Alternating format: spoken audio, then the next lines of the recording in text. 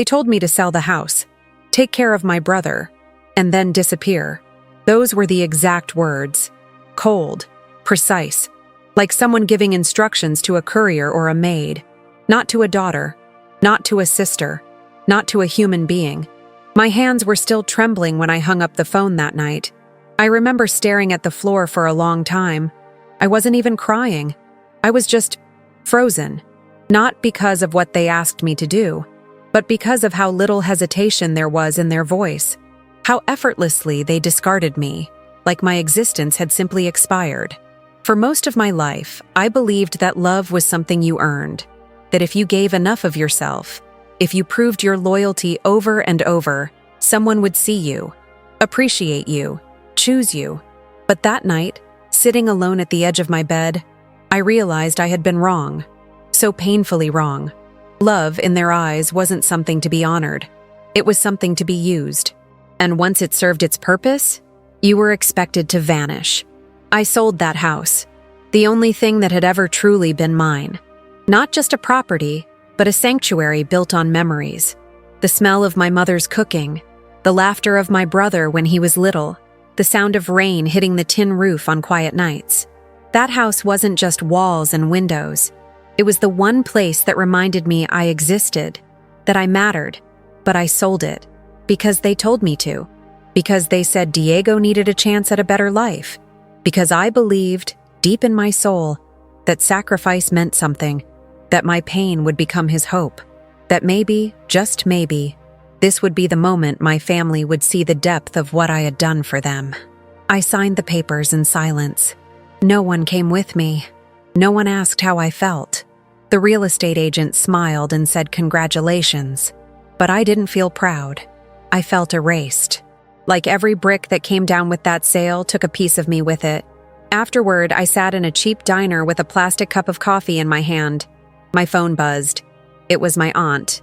She didn't ask if I was okay. She just said, "Now that the house is gone, make sure Diego gets settled. And after that, Clara, maybe it's best you go live your life somewhere else. Give him space. He's growing up. Give him space." I gave him my childhood, my education, my future. I gave him years of double shifts, of sleepless nights, of missed birthdays and empty holidays. I gave him shoes when mine had holes.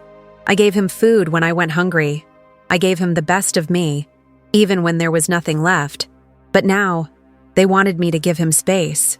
I nodded, even though she couldn't see me. What else could I say? My voice had already been stolen. I remember walking back to the apartment we shared in San Antonio. It was late. The streets were quiet. I passed a couple holding hands, laughing about something I couldn't hear. Their joy felt like it belonged to another planet, a world I never got to live in. When I got home, Diego was playing video games. He didn't look up, just asked what was for dinner. I stared at him for a second, not out of anger, but out of heartbreak. This boy, this man, who once clung to my hand during thunderstorms, now barely noticed when I entered a room. I cooked, served him a plate, and sat on the floor to eat mine. Later that night, I stood by the window. The sky was so dark it looked endless. I tried to remember the last time someone asked how I was. Not what I could do, not what I could give, just how I was. I couldn't recall. I think that's when the real pain started. Not the exhaustion, not the hunger, not even the loneliness. The real pain was realizing that no matter how much you give, some people will only ever see you as what you can provide. And when you have nothing left to offer, they won't hesitate to tell you, "Thank you, now go away." And still, I stayed. Because I hoped. Because I believed. Because I had built my entire identity on being needed. And if I wasn't needed, then who was I? But the truth was already sinking in. I had never really been seen. I had been used. And I had let them do it, over and over again, thinking that one day it would all be worth it. That one day, someone would finally say the words I longed to hear. "You did enough. You can rest now." But those words never came. Instead, I heard silence. Heavy, cruel, final. And in that silence, I began to break. Quietly, completely. My name is Clara Hernandez. I am 35 years old, and I live in a small, worn-out apartment in San Antonio, Texas. I work as a kitchen assistant in a public school, where the mornings start early and the days move slowly. My job is simple: chop, stir, clean, repeat. By noon, my back aches. By 3, my feet throb. I wear the same pair of black shoes every day with the soles nearly worn through. But they still work. And so do I. Every morning at 5 a.m., my alarm buzzes. I wake up in the dark, slip into the same uniform I ironed the night before, and walk 4 blocks to catch the early bus. The streets are quiet then. The world's still asleep. And in those moments, I feel invisible. Like a ghost moving through a city that doesn't see me. But I move anyway. Because if I don't, no one will. I don't complain. I never have. Because complaining requires someone to listen.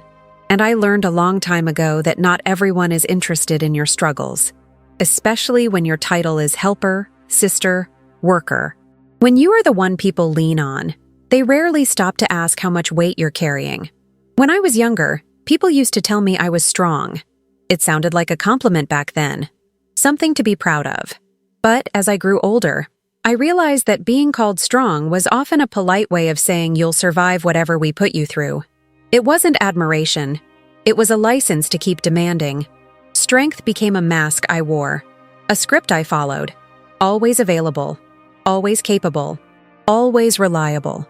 I was the one who handled things, who made the calls, who remembered birthdays and bought the gifts and kept everyone else afloat, even when I was drowning silently inside.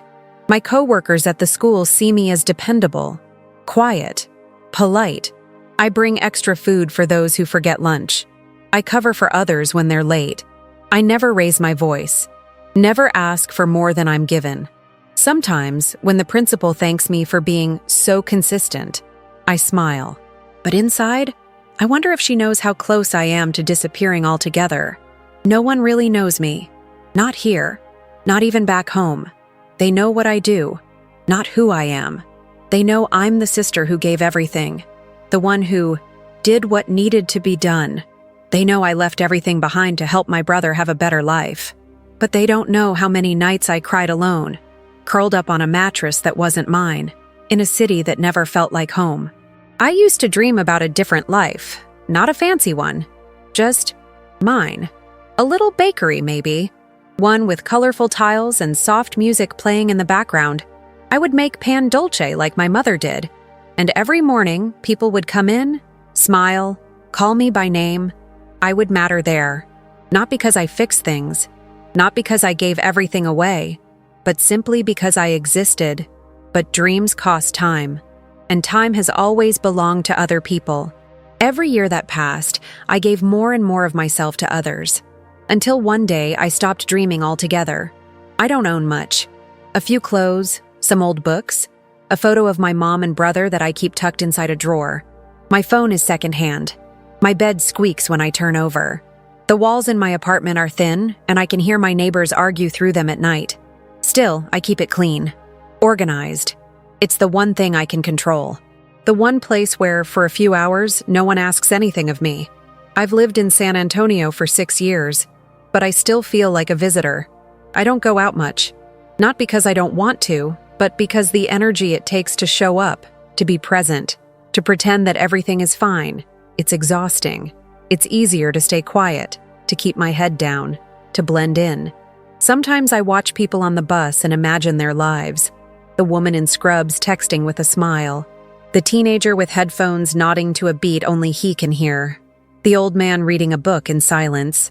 Do they have someone waiting for them at home? Do they feel loved? Chosen? Safe?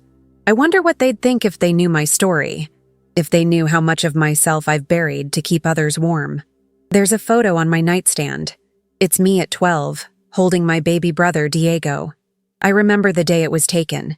Our mother had just come home from work, exhausted, but still found the strength to laugh when Diego sneezed into my shirt. We had nothing back then, but we had each other, or so I thought. That version of me in the photo, she had hope. She believed that if she just kept giving one day, everything would fall into place. That her love would be enough. That family would always protect its own. I miss that girl. But I've learned that sometimes love isn't returned the way you give it. Sometimes people love you in a way that only benefits them, and if you let them, they'll take everything you offer and ask for more. Until one day you wake up and realize there's nothing left of you. The most painful part of becoming an adult wasn't losing the dreams. It was realizing that the people I sacrificed for never truly saw me. They saw what I could do, what I could provide, but not me, not Clara. I kept thinking that one day someone would notice. That one day someone would ask me to sit down, to breathe, to just be. But that day never came. So I kept moving, kept working, kept giving. Because when you are the strong one, no one prepares for the day you might fall. No one brings a safety net. They just watch and wonder what happened when you finally hit the ground. I was 9 when I first learned how to hold a bottle for a crying baby.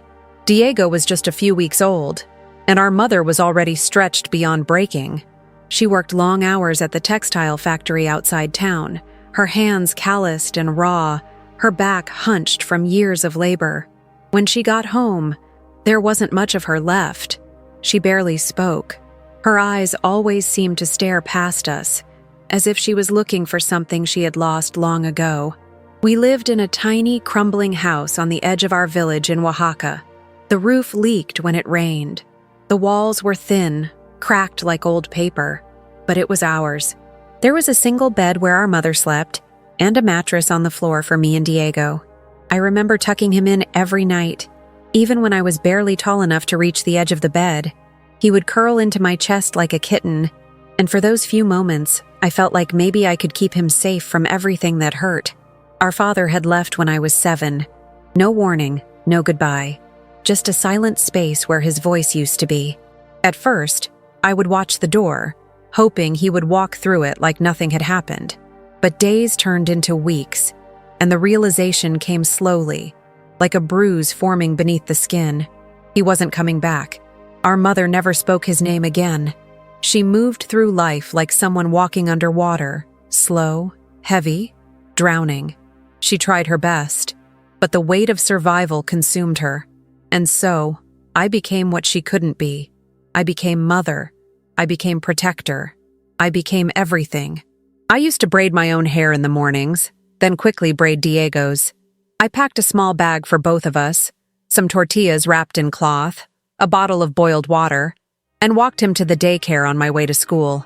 The other kids laughed when they saw me carrying a baby on my hip, but I didn't care. I was proud. I was doing something important. When school ended, I would rush back to pick him up, even if it meant missing recess or staying after class to clean chalkboards.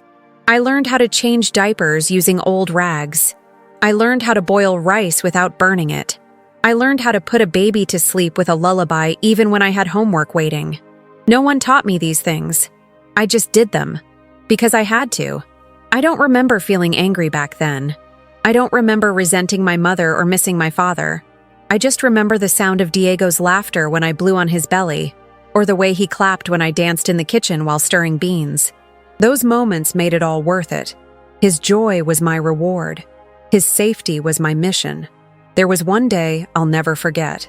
I was 11, and Diego had a terrible fever. Our mother was working a night shift, and I didn't know what to do. He was burning up, his body trembling.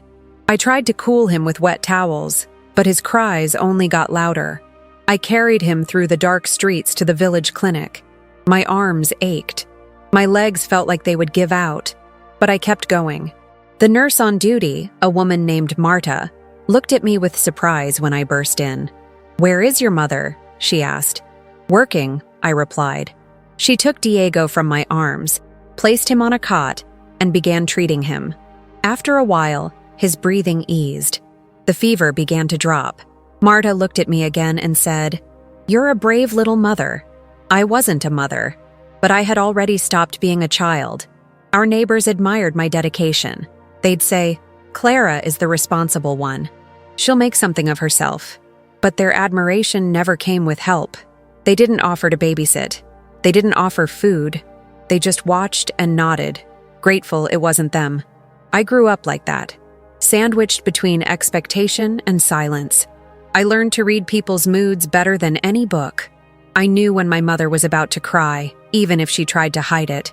I knew when Diego needed a nap before he even yawned. My world revolved around anticipating needs, fixing things before they broke, making sure no one else had to worry.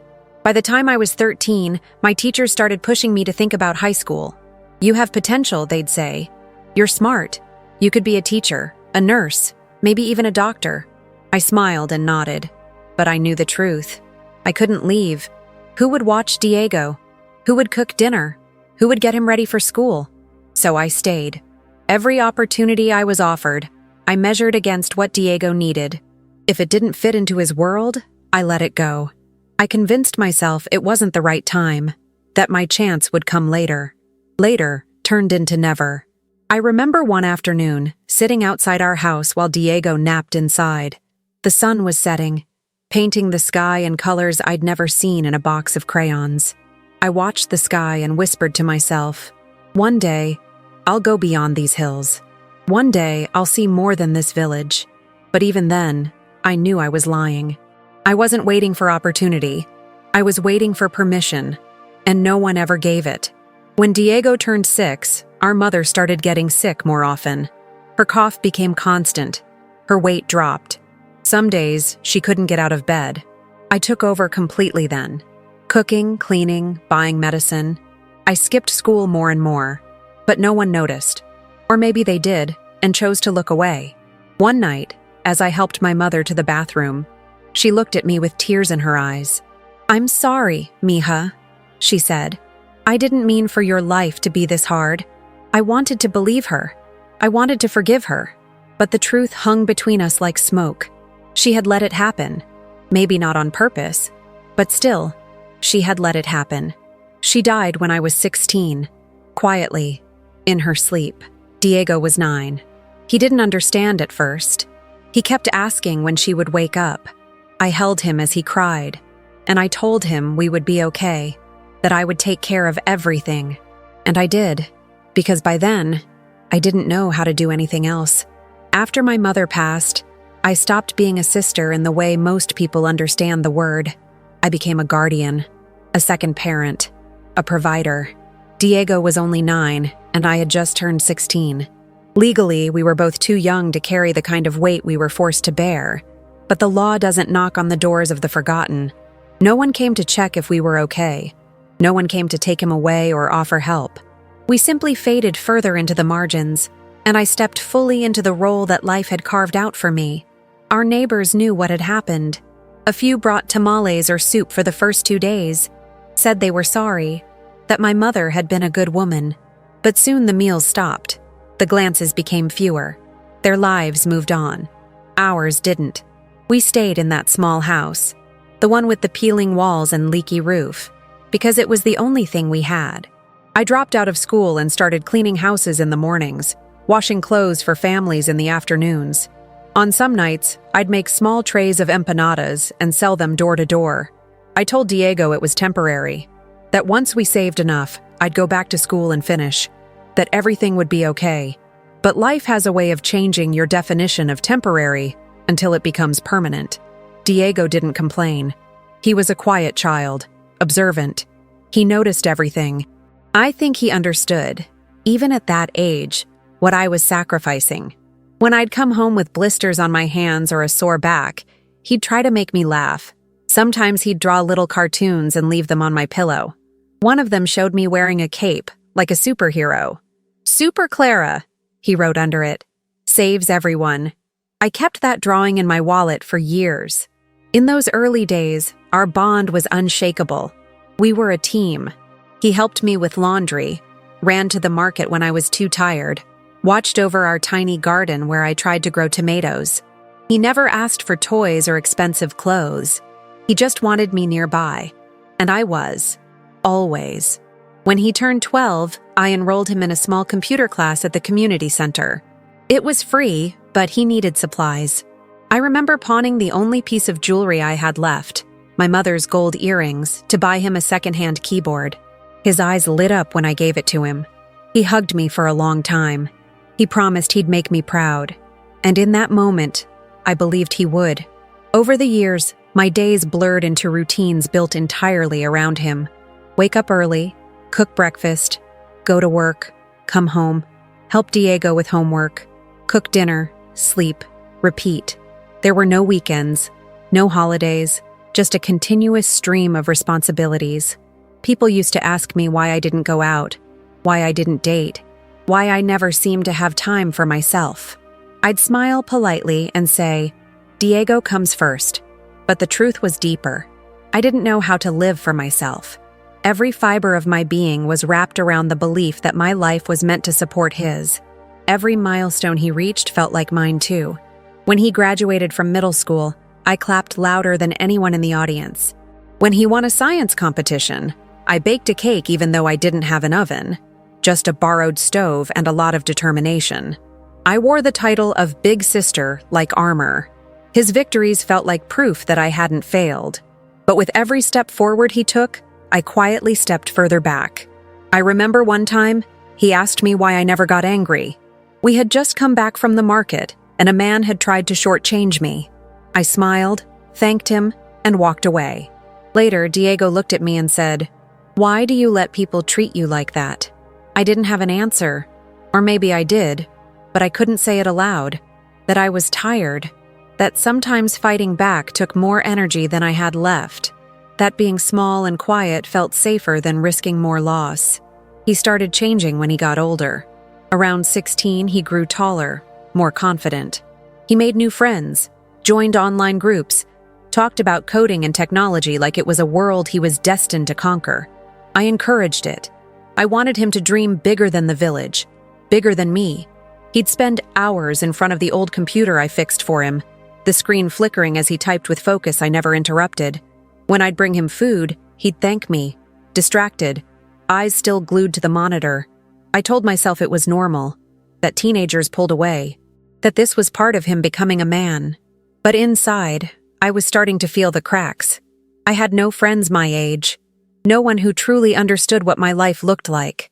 My world revolved around a boy who was slowly becoming a man who didn't need me anymore. And as he grew, I started to shrink. My needs, my thoughts, my desires, they had no place. They were luxuries I had buried long ago. One night, I overheard him on the phone with a friend. He laughed and said, "Yeah, she's kind of like a mom, but more like a roommate who nags a lot." It stung more than I expected. Not because it wasn't true, but because I had never wanted to be a nag. I just wanted to be loved, to be seen, to be remembered as the person who gave everything, not as someone who just happened to be there. That's when I started noticing the distance. He stopped sharing things with me, stopped asking for advice. Sometimes he'd come home and barely say hello. Other times, he'd lie about where he'd been. The sweetness from his childhood had faded, replaced by short answers and closed doors, and I didn't know how to reach him anymore. But I still cooked for him, still washed his clothes, still paid the bills, and made sure the electricity stayed on so he could keep studying. I told myself it was just a phase, that he was stressed, that he'd come back around. Because if I admitted that I was losing him, I'd have to admit that everything I had built my life around was beginning to disappear. And if I wasn't his protector anymore, then what was I? What was left of me when there was no one left to save? The house wasn't much to look at. The roof sagged in the middle like a tired back. The paint had peeled into dry flakes, and the wooden floor creaked with every step. But it was ours. It was the only thing my mother left behind. It stood at the edge of the village like a memory refusing to be erased. Inside those faded walls lived every version of me. Little Clara pretending to be a grown-up, teenager Clara carrying Diego to bed, and the young woman who had held an entire household together with nothing but determination and borrowed strength. I never imagined letting it go. I used to sit on the porch in the early mornings before work, sipping watered-down coffee while watching the mist roll over the hills. That porch had heard my silent prayers, my quiet breakdowns, my whispered promises to my brother. It was the last piece of proof that I had ever belonged somewhere, and suddenly, everyone wanted it gone. It started with a phone call from my Aunt Rosa. She lived in the city, far removed from our daily struggles. She always carried herself like someone who had chosen a better life. She didn't offer condolences when my mother died. She offered opinions. "Diego's getting older, Clara," she said. "He needs opportunities. He has potential. Don't let that go to waste just because you're too sentimental about a pile of bricks." I stayed quiet. She continued, "There's a friend of mine who can help you sell the house quickly. You'll get some money up front. You could take Diego somewhere new. Somewhere with better schools, better connections. Think about it. You can't keep doing this on your own forever." I didn't answer right away. My heart had already begun to protest. The idea of leaving the only place where I had ever felt anchored filled me with panic. But then I looked at Diego, sitting on the floor, fiddling with his laptop, full of dreams and restlessness. He didn't belong in this village anymore. His world was expanding, and I was afraid that if I didn't act soon, he would outgrow everything, including me. More calls followed, not just from my aunt, but from cousins, neighbors, even old friends. Everyone had advice. Everyone had ideas for my life. "You've done enough, Clara. You can't carry him forever. Sell the house, give the boy a real shot." And then, the phrase that haunted me the most, "You're the one holding him back." That one sliced deeper than any insult. I had spent my entire life pushing him forward. And now, they said I was the chain around his ankle. I cried that night, alone, in the tiny kitchen with the broken faucet and the old photo of our mother taped to the wall. I lit a candle and asked her what to do. Of course, there was no answer. Just the flicker of the flame and the sound of my own breathing. Eventually, I gave in. Not because I stopped caring, but because I cared too much. I convinced myself it was the right thing, that this sacrifice, like all the others, would lead to something better. I called the agent, arranged the sale, signed the papers. The day the house sold, I didn't tell Diego. He wouldn't have understood. He had already checked out of that place emotionally. For him, it was just a pit stop. For me, it was the cemetery of every dream I had buried to keep him alive. We packed what little we had, some clothes, his computer, my mother's rosary, a few photos. The rest was sold or given away. As we boarded the bus to San Antonio, I stared out the window and tried not to cry. Diego wore headphones and scrolled through his phone. He didn't notice the tears pooling in my eyes. He didn't see me saying goodbye. Arriving in Texas was like stepping into a completely different world. The buildings stretched higher, the streets buzzed with noise, and the air smelled like exhaust and opportunity. Everything moved faster. People didn't make eye contact. They had places to be. Stories I would never know. We found a one-bedroom apartment on the outskirts of the city. The neighborhood was rough, but not unfamiliar. I took the couch, gave Diego the bed. I told him it was temporary. He didn't argue. He never offered to switch either. The first job I found was at a small diner off a highway exit. I worked the early shift, bussing tables and cleaning bathrooms. My hands would ache from the chemicals, and my feet swelled inside my shoes. But I never missed a day. The tips were terrible, the hours long, but it was something. I made sure Diego enrolled in school right away, a public charter that specialized in STEM. He fit in quickly, too quickly. Within weeks, he had new friends, new routines, new habits.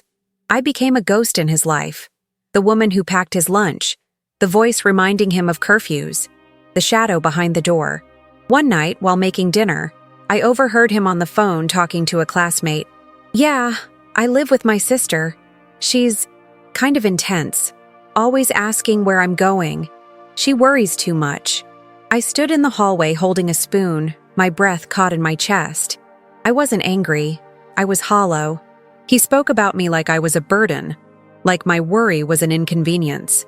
He didn't see the long shifts, the burned fingertips, the exhaustion. He saw rules, annoyance, noise. I started second-guessing everything. Was I holding him too tightly? Was I suffocating him with love disguised as duty? Had my sacrifices become invisible even to the person I gave them for? It was around that time that Aunt Rosa called again. She congratulated me on the move, said she heard Diego was thriving. And then, just as casually, she added, "Now that he's settled, maybe you should start thinking about your next step. Don't overstay your welcome." My welcome. In the apartment I paid for, with the food I cooked, the bills I handled. I wasn't a guest. I was the foundation. And yet, the message was clear. Once I had completed my role, I should find the nearest exit. I didn't respond. I just stared at the wall for a long time. A crack had started to form in the corner near the ceiling. I watched it spread little by little until it disappeared behind the curtain. A quiet reminder that everything breaks eventually. I wondered when I would. The apartment was small. 2 rooms, a narrow hallway, and a kitchen with faded cabinets and a rusty sink that always leaked. The walls were thin, stained with time and other people's stories. Our neighbors came and went at strange hours, slamming doors, shouting in different languages. Sirens passed by almost every night. At first, I couldn't sleep, but after a while, the noise became normal, just another layer of life pressing down on us. I kept the place clean. I always did. It was something I could control. I'd mop the floor twice a week, scrub the bathroom until my knees hurt, line the pantry with plastic to keep the roaches away. I bought a few plastic plants from the dollar store, put them on the windowsill to make the place look like a home. But no matter how much I scrubbed, no matter how many candles I lit, the place always felt temporary, like a waiting room for a life that hadn't arrived yet.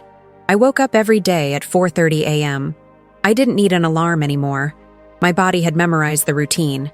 Shower, make coffee, prepare Diego's lunch, boil eggs or fry beans for his breakfast, leave a note reminding him to take his jacket, study hard, be safe. Then I'd head out for the bus, alone in the dark with my work shoes in a plastic bag to avoid wearing them out too fast. I worked at the back of a retirement home. I wasn't a nurse or a caregiver. I wasn't qualified. My job was cleaning. Bathrooms, hallways, laundry. I knew every scent in that place. Bleach, medicine, old wood. Sometimes I caught bits of conversation from the residents as I passed by their rooms. Most of them were alone, forgotten by family, clinging to memories that blurred like fog on a window. I wondered if that would be me someday, if I would end up in a place like that, invisible to the world I once gave everything to. They paid me under the table. Minimum wage. No benefits. But I didn't ask questions. I just worked. I nodded when spoken to, smiled when I was ignored, ate lunch in the back, behind the dumpsters, because the break room was reserved for staff with badges. I didn't have one. I didn't exist on any system. But I showed up every day. Early. Ready. On good days, I'd leave with just a sore back and a bag of leftovers from the kitchen. On bad days, I came home limping, the skin on my hands raw from scrubbing mold out of tile corners. Sometimes I'd pause in the hallway of the retirement home and look at my reflection in the window. I barely recognized her. Eyes darker, posture bent, smile gone. A shadow wearing my name. But Diego was doing well in school. That's what I kept telling myself.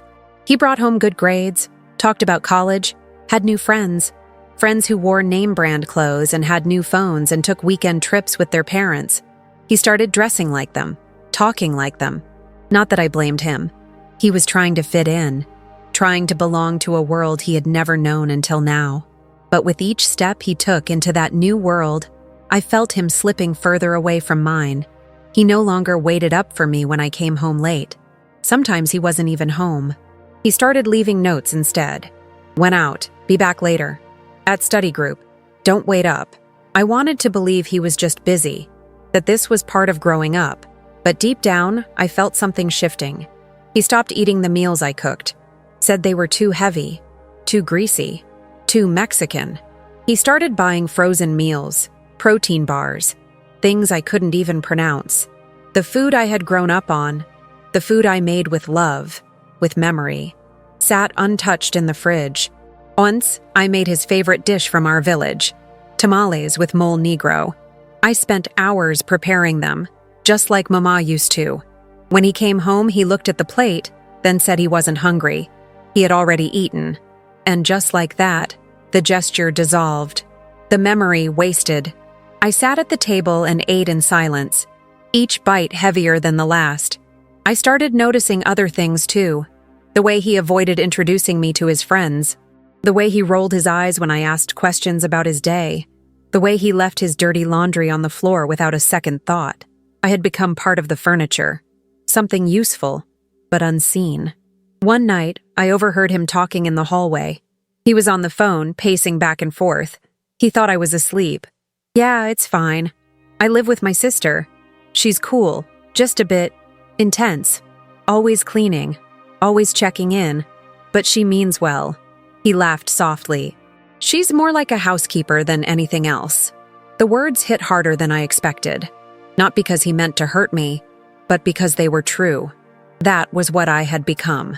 A presence, a habit, a role, not a person. I went into the bathroom, turned on the shower, and sat on the cold tiles while the water ran. It was the only place I could cry without being heard. In the mornings, I still left notes for him. Even when I knew he wouldn't read them, I still made breakfast. Even when I knew it would go cold, I still worked double shifts. Even when I knew he didn't notice. Because somewhere inside me, I still hoped. Still believed that maybe he'd turn around one day.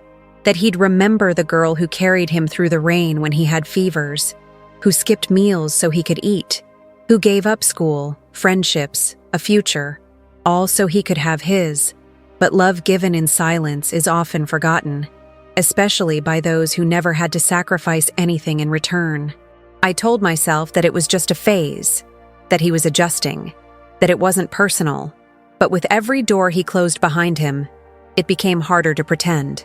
I started to feel like a ghost in my own home, a stranger in the life I had built from scratch. At work, I moved slower. The aches didn't go away like they used to. My back hurt constantly. My fingers stiffened from the cold water.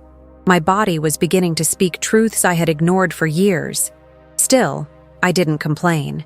Because pain, for me, had become a language. One I spoke fluently, but silence has a way of building walls. And before I realized it, those walls had closed around me. It was subtle at first. Small changes, words left unsaid, glances that carried weight. Diego had started locking his bedroom door, not just when he was inside, but even when he was gone.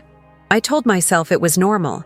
Teenagers need privacy, but something about it felt different. It wasn't just privacy. It was distance. Deliberate, measured distance. The apartment felt colder, even in the summer. Not because of the temperature, but because of what wasn't being shared. There was no laughter anymore. No stories over dinner. No music playing while I cooked. We had become two people occupying the same space, but living entirely separate lives. I didn't know where he was most nights. I didn't know who his friends were, what classes he was taking, what he dreamed of anymore. And the worst part? He didn't seem to care that I didn't know. One afternoon, I got home early from work. My manager had let me leave after a pipe burst in the basement, flooding the laundry area. I was soaked, my clothes heavy and cold, the scent of bleach still clinging to my skin. I wanted to shower, rest for a few minutes, maybe even talk to Diego, ask him about his day. But as I turned the corner into our street, I saw him. He was standing outside the apartment complex, leaning against the brick wall, laughing with a group of kids I'd never seen before. They looked older, sharper. One of them handed him something small, discreetly. He slipped it into his pocket and nodded like it was nothing. My chest tightened. I didn't say anything that night. I cooked as usual, waited for him to come inside. When he did, he barely looked at me. He walked past, tossed his backpack on the couch, and went straight to his room. I stood in the kitchen, staring at the closed door. The next day, I searched his room. I hated myself for doing it. I told myself it was to protect him, to understand, to see what was going on. But part of me knew.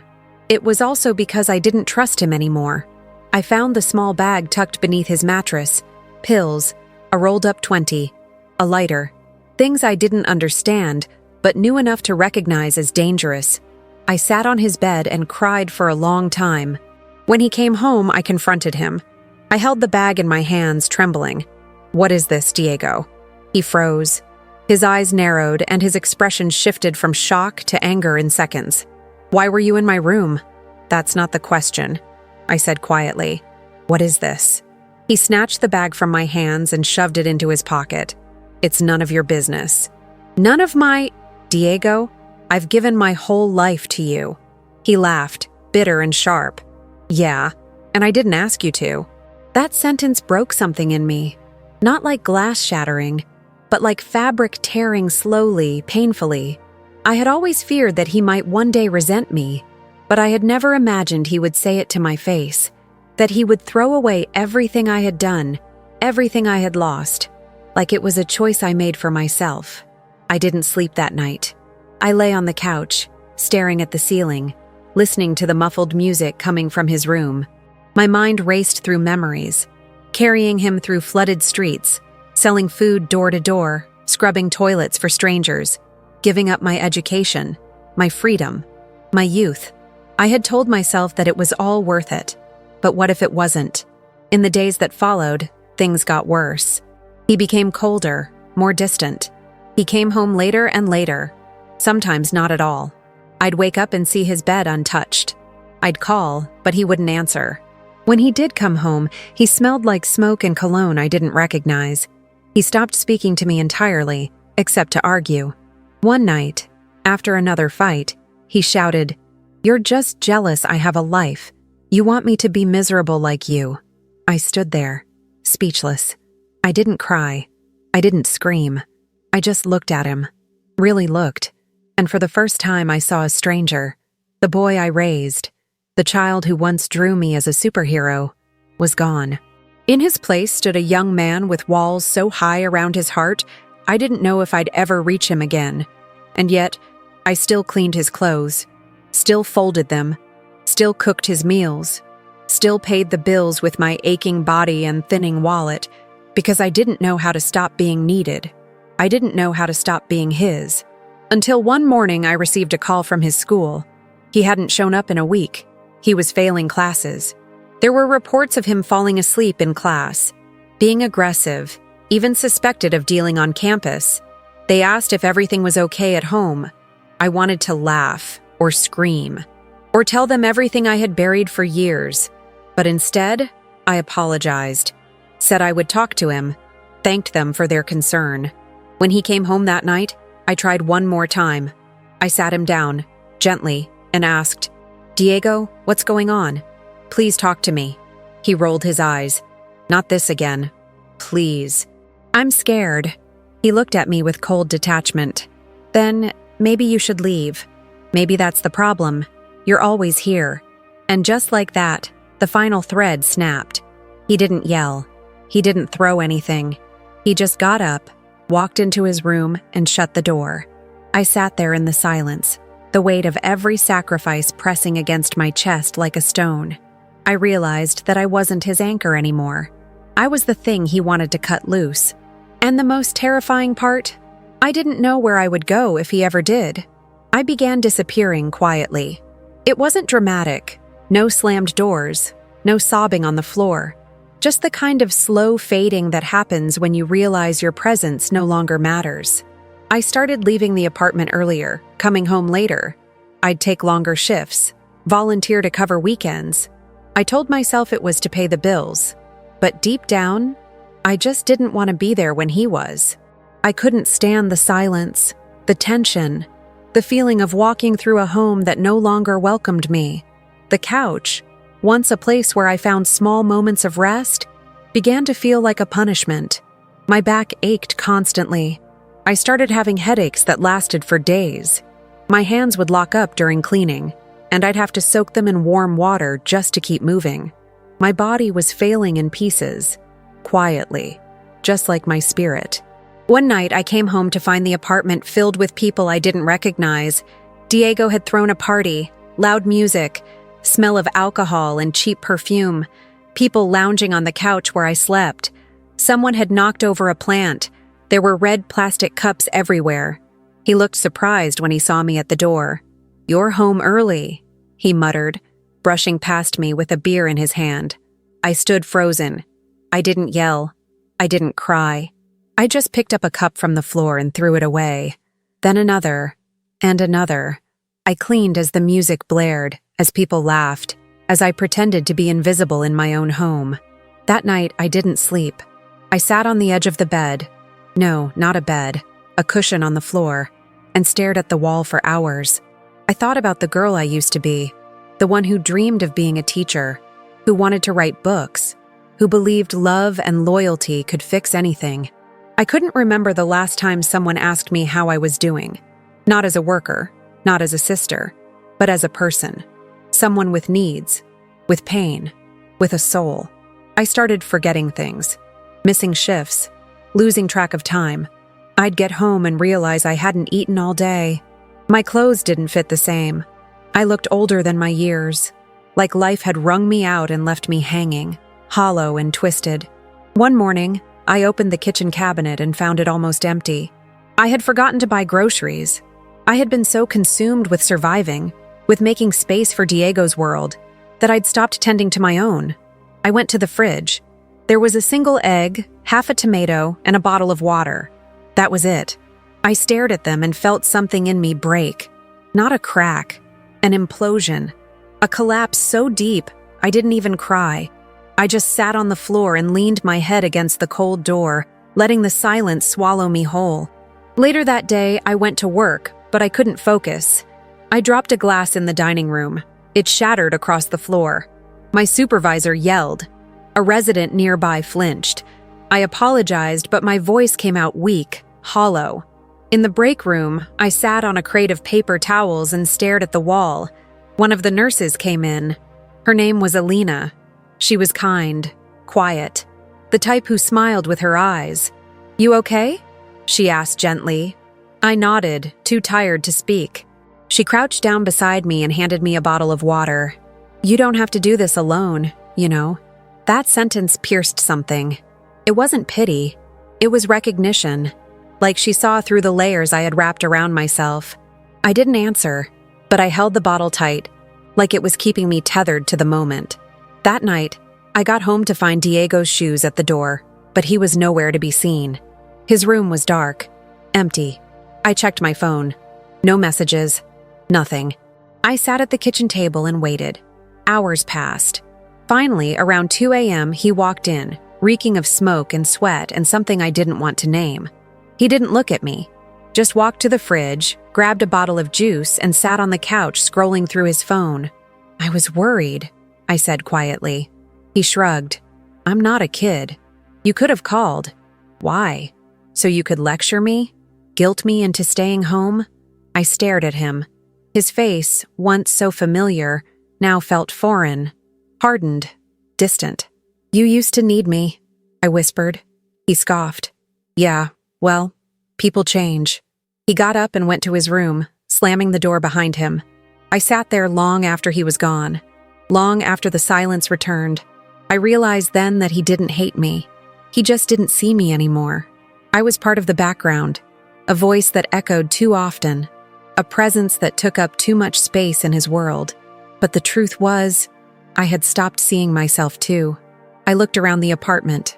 The cracked walls, the cluttered counters, the stack of bills, the couch where I slept. I thought about the house we'd sold, the life we left behind, all the pieces of myself I had chipped away to build something for him. And now I stood in the rubble of that sacrifice, alone. I went to bed that night with one thought circling my mind like a shadow. What happens to the ones who give everything when there's nothing left to give? The next morning, I woke up before the sun, like always. The room was still wrapped in shadows, the only light coming from the dim street lamp outside filtering through the curtains. My body ached, but I sat up anyway. I rubbed my swollen knees, pulled the blanket from the couch off my shoulders, and stood barefoot on the cold floor. Everything felt heavier than usual. The air, my limbs, my thoughts. I moved through the apartment like a ghost. In the kitchen, I opened the cupboard out of habit, already knowing there was nothing new inside. The same cracked bowl, the same half-used jar of rice. I poured water into the kettle and set it on the stove. As I waited for the whistle, I looked out the small window above the sink and saw the world slowly waking up. Cars already passing, people rushing, lives moving forward. And I felt like I was standing still. That morning, I didn't leave a note for Diego. I didn't make him breakfast. I didn't iron his shirt or remind him of anything. For the first time in years, I just got dressed and left. The bus ride felt longer than usual, even though the route hadn't changed. I sat in the back and stared at my reflection in the window. I looked older than 30. My skin was tired, my eyes dull. I could see the outlines of who I used to be, buried beneath the exhaustion. At work, I moved slower than usual. My manager noticed. She made a comment. Something like, "Clara, if you're not up for it, there are others waiting to take your spot." I nodded, said I was fine, but I wasn't. I was running on something thinner than fumes, just inertia. That afternoon, while cleaning a resident's room, I found an old photo album sitting open on a table. Black and white pictures of a woman smiling beside a man in a military uniform. Children playing in the grass. A picnic. A birthday cake. I stared at the photos for a long time. The woman in the pictures looked so happy, so full of life. I wondered if anyone had ever taken photos of me like that, captured me in a moment of joy, frozen me in time before I became invisible.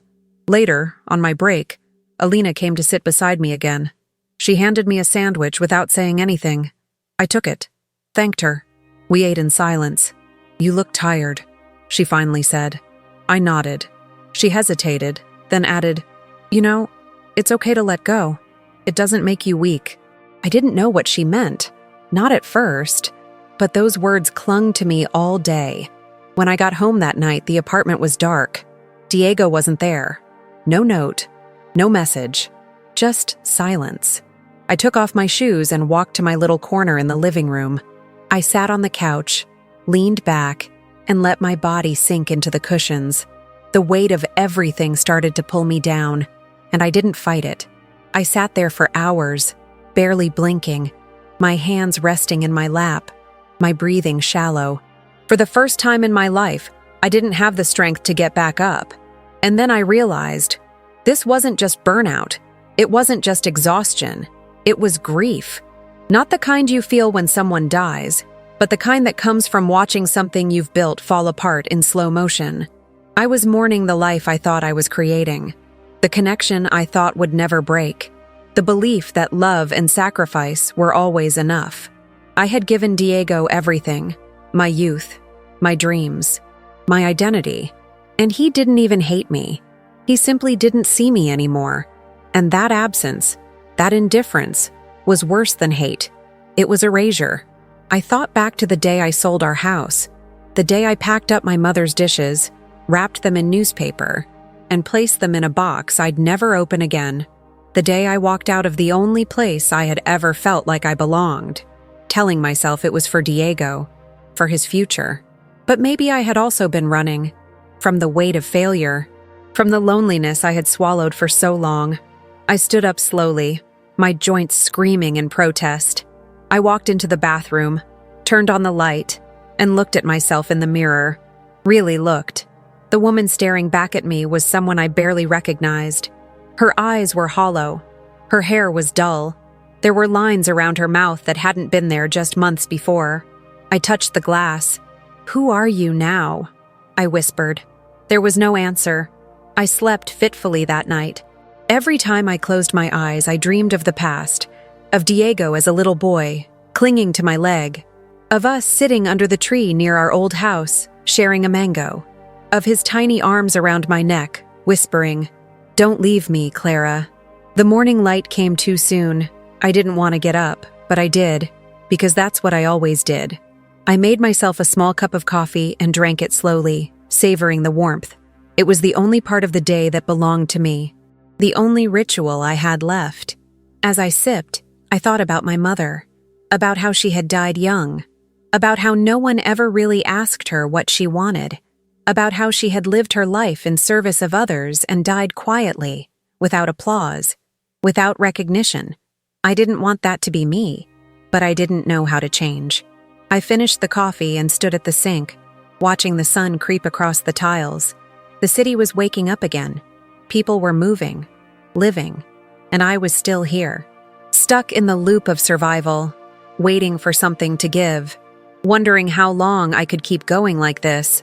And maybe, for the first time, I started to understand that the life I thought I was building wasn't mine anymore.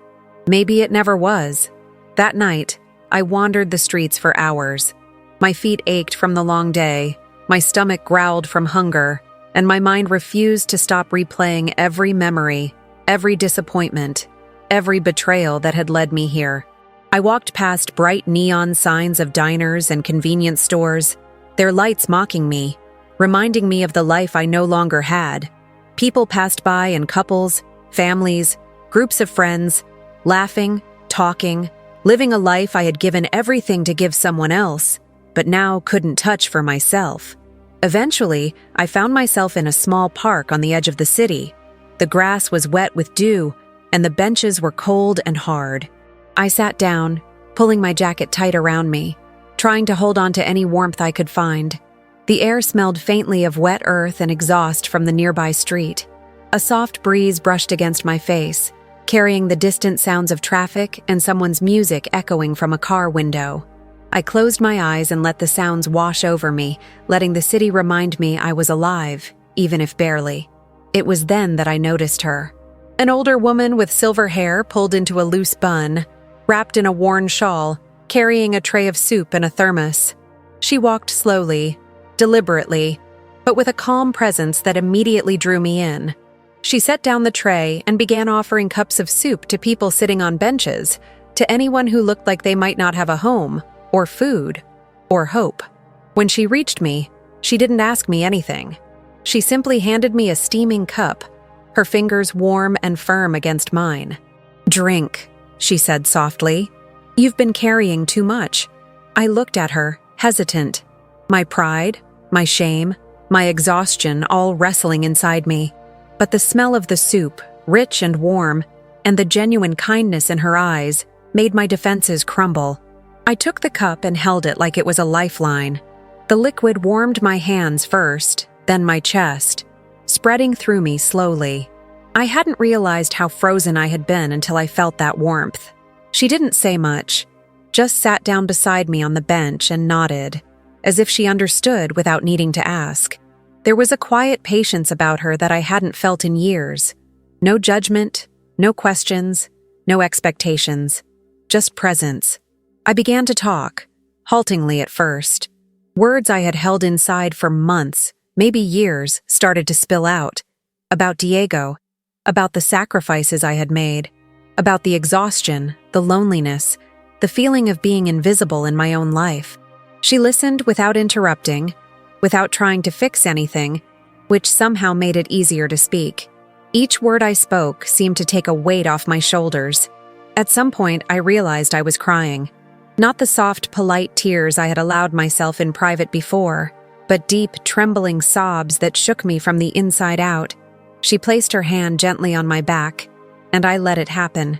I let the grief pour out of me. The grief for a life I had surrendered, for a sisterhood that was no longer recognized, for the years I had given away without acknowledgement. When I finally calmed, she spoke again. "You've done enough. You've given enough. But now you have to remember yourself. You are still here, still alive. That is proof enough that you can start again." Her words were simple, but they hit me like a shockwave. Proof enough. Not that I had saved Diego. Not that I had worked tirelessly, endlessly. Just that I had survived. That I was still breathing. Still capable of making choices. Still capable of being someone beyond the role everyone had forced me into. She offered me a place to stay for the night. Not a fancy place. A spare room in her small home. Clean sheets, a hot shower, a meal I didn't have to cook. I hesitated, still clinging to the idea that I needed to keep moving, keep hiding, keep sacrificing. But something in her eyes told me I didn't have to, that it was okay to accept help, that it wasn't weakness, it was survival. I followed her quietly through the streets, watching the city from a new perspective. The neon signs didn't feel mocking anymore. The sounds of traffic were no longer harsh. They were alive. The air, though still heavy with smoke and the tang of concrete, smelled faintly like possibility. She didn't ask me to explain anything, didn't demand my story in detail. She simply offered a steady presence, a soft hand, a meal, a warm bed, And in that quiet care, I began to remember what it felt like to be seen, not for what I could give, not for what I could do, but simply for who I was. That night, in the small room she lent me, I lay on the bed and stared at the ceiling. The walls were thin, the floor creaked, the sheets smelled faintly of her home. But it was the first night in years where I didn't feel invisible, where I didn't feel like I was carrying the entire weight of someone else's life. For the first time in a long time, I felt a sliver of hope, a sliver of possibility. I didn't sleep well, but it didn't matter. I wasn't exhausted from running anymore. I wasn't exhausted from giving without recognition. I wasn't exhausted from being invisible in my own life. For the first time, I realized that survival wasn't just about enduring. It was about reclaiming yourself. As I closed my eyes, I made a promise. I didn't know how it would happen, or what the first step would be. I only knew that I owed it to myself to try, to rebuild, to stand again. Not for anyone else, not for Diego, not for my family, not for anyone who had failed to see me, but for me. For the first time, I would choose myself. And in that choice, for the first time, I felt something I hadn't felt in years. Possibility. The mornings became my own again. I woke up in a small room that wasn't mine, yet felt like it had been waiting for me all along. The walls were pale yellow, not white, not sterile. They weren't empty. They had pictures of people smiling, small decorations that spoke of life lived in gentle care. I had a small table by the window where I could sip my tea, and from there I watched the city wake up. The noise no longer felt oppressive. It felt alive, full of possibility, as if it were welcoming me into a rhythm I had forgotten existed. Dona Luisa, the woman who had taken me in, never asked for anything in return. She didn't demand gratitude, didn't remind me that she had saved me. She simply shared her home, her food, and her attention with me.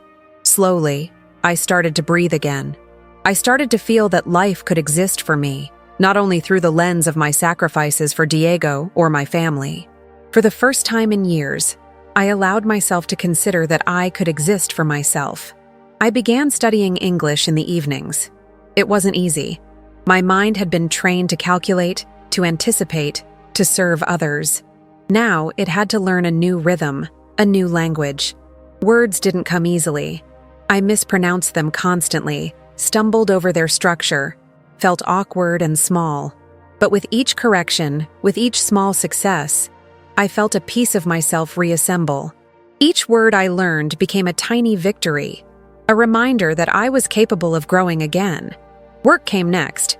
I found a small job caring for elderly women who lived alone. It wasn't high-paying, it wasn't glamorous, but it allowed me to give care, not as an obligation, but as a choice.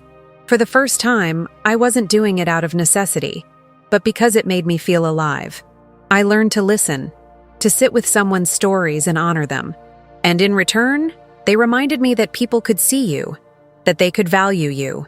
Meeting women like me became a turning point. Immigrants, mothers, sisters, daughters who had given everything and had been overlooked, forgotten, dismissed. I started a small group for them. We met once a week in Dona Luisa's living room. We shared meals, shared stories, shared silence when words failed. I watched women who had been invisible blossom in those few hours, realizing that their pain, their strength, their existence mattered. And with each woman I helped, I healed a little more of myself. Diego called one day. I froze when I saw his name on my phone. He sounded tired, desperate even. Trouble had followed him. Problems at school, with friends, with choices he hadn't known how to navigate. His voice trembled slightly, a mirror of the boy I had once cradled in my arms. "I need help," he said.